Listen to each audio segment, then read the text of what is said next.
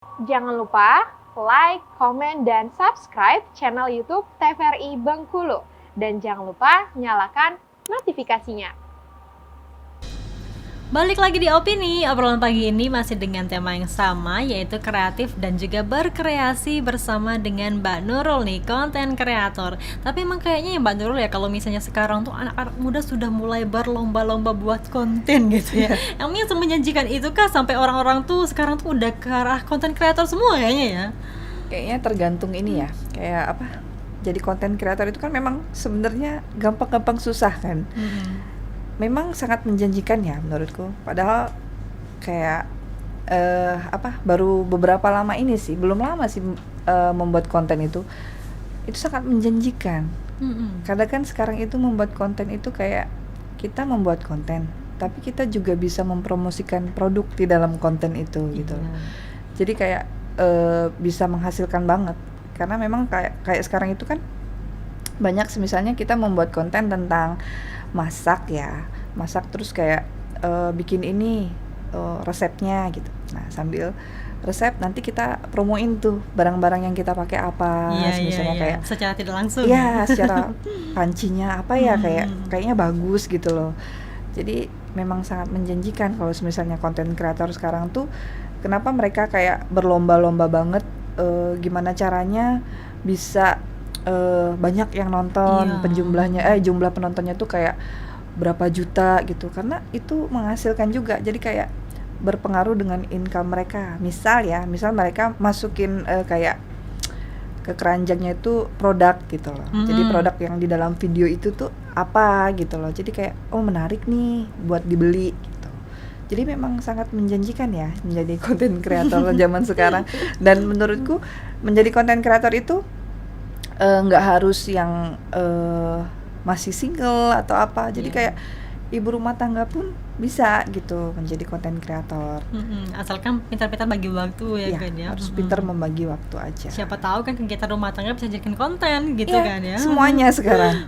Ya menjaga anak gitu kan, misalnya menjaga anak flu misalnya atau lagi sakit ya. Zaman sekarang tuh kayak anak sakit aja tuh bisa dijadiin konten loh.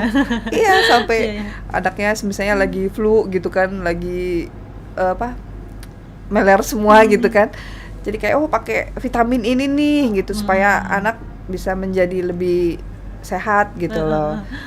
Kekebalan tubuhnya lebih bagus gitu. Jadi kayak lebih dimanfaatkan kayak gitu. Tapi kan Mbak kan sering buat kayak konten-konten seperti itu ya. Ada nggak sih sampai orang yang pengen nge-endorse akhirnya, Mbak tolong dong endorse gitu?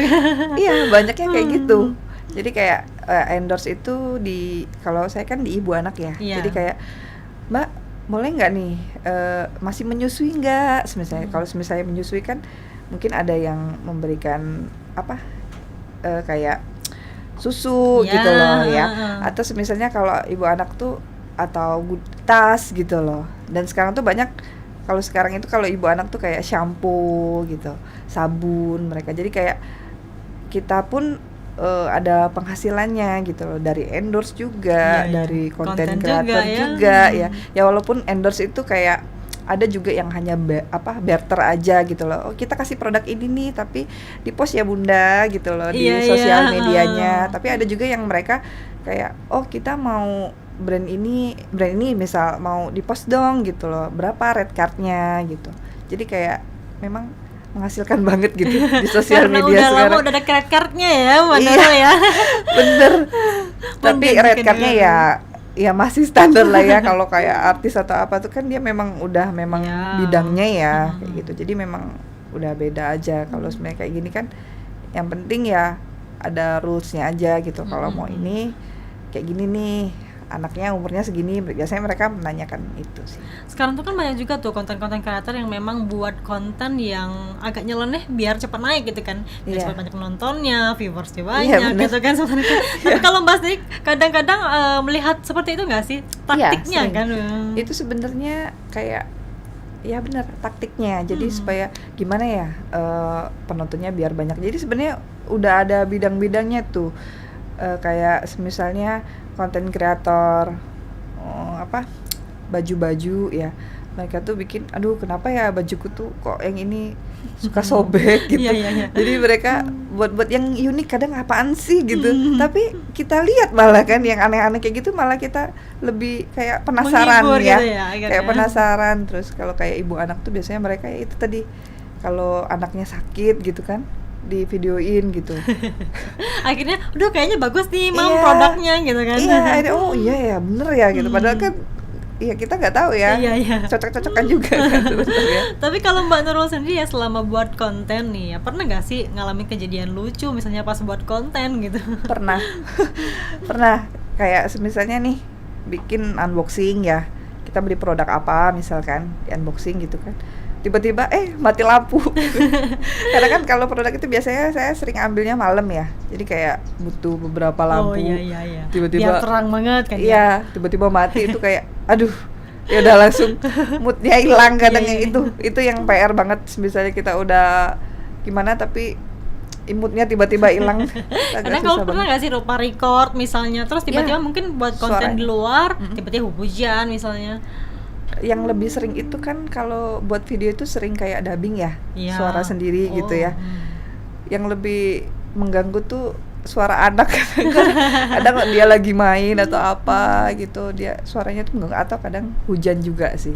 Kalau hujan kan suaranya masuk ya kalau kita lagi merekam suara. Nah itu sih tantangannya. Tapi suami sejauh ini membantu nggak sih? Apalagi kan suami itu kan lebih ke arah fotografer, videografer juga kan ya. Siapa tahu nih ikut bantu buat konten juga nih. Banyak belajar dari dia sih kayaknya ya. Karena dia udah mengerti gitu, paham kayak oh angle-nya kalau ambil gambar kayak gini itu harus ada pencahayaan dari sini gitu. Jadi kalau ambil videonya itu kayak gini, ini harus dari atas supaya lebih luas gitu. Gitu ya. Jadi awalnya yang kita nggak tahu, banyak belajar dari dia karena mungkin dia udah tahu ya, maksudnya karena dia fotografi kan, jadi belajar dari dia juga. Dan kebetulan dia juga penyiar ya. Jadi kayak untuk buat naskah dubbingan pun ikut bantu berarti ya. Mending kamu daripada kamu kayak gitu, kamu buat dulu aja. Jadi kayak lebih tertata ya. Kita mau ngomong apa gitu. Banyak belajar dari dia juga. Enak ya kalau misalnya ya saling berkolaborasi berarti ya. Sangat membantu. Tapi sejauh ini ya Mbak, selama sebagai konten kreator sendiri, apa sih Mbak sebenarnya tips-tipsnya? Tipsnya jadi konten kreator ya. Sebenarnya satu, kita tuh pengen bergerak di bidang apa. Jadi sebenarnya kalau untuk menjadi konten kreator itu sendiri, kita harus fokus. Misalnya kita mau membahas tentang outfit gitu. Ya udah, biasanya orang itu lebih tertarik kita tuh di bidang apa sih sebenarnya. Misalnya tentang fotografi ya. Jadi kayak ya udah tentang foto, terus membahas tentang baju misalnya, atau tentang ibu anak tadi gitu. Jadi kayak lebih fokus aja. Jadi kalau kita buat konten kreator, buat konten itu lebih fokus, orang juga bakal oh ini nih yang saya cari gitu loh, berarti saya ikutin deh karena memang sesuai dengan yang saya butuhkan gitu loh. Lebih konsisten sama kontennya ya. Kontennya mau kemana, konten kita tuh mau dibawa kemana gitu loh. Karena orang-orang nih biasanya lebih mengenal konten itu ketika memang misalnya seperti Mbak Nurul ya, oh Mbak Nurul tuh lebih ke fokusnya ibu gitu kan.